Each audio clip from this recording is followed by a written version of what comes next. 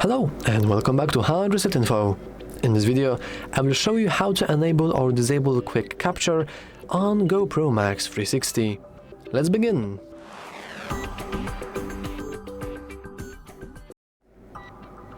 So, first, we want to simply talk about what exactly is quick capture. You will notice that here we have a little rabbit icon disabled. This means that it's currently disabled, but what exactly does it do? Well, now by default, if I would turn off my camera, just like that, and now if I would press the shutter button, or press and hold it, nothing will happen. This is because, you guessed it, screen capture is disabled. However, if we enable our GoPro once again, and now if we enable the quick capture, the buttons sometimes don't work, I swear.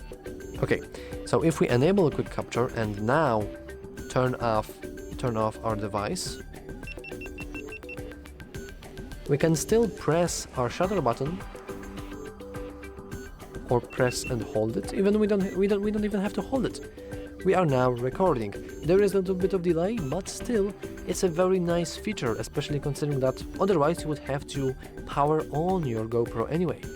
So having it right under the shutter button is very convenient. And yeah, that's all for this video.